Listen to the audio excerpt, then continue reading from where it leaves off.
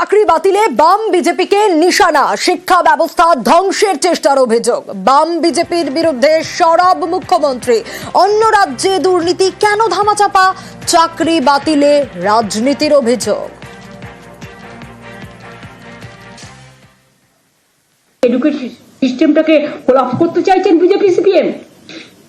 একবার আপনাদের লজ্জা হলো না? সিপিএম নিজের আমলে কি করতেন? চিরকুটে চাকরি দিতেন।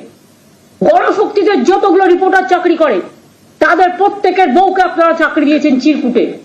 কই তার তদন্ত তো হয় না? বিজেপি রাজ্যে তো তদন্ত হয় না।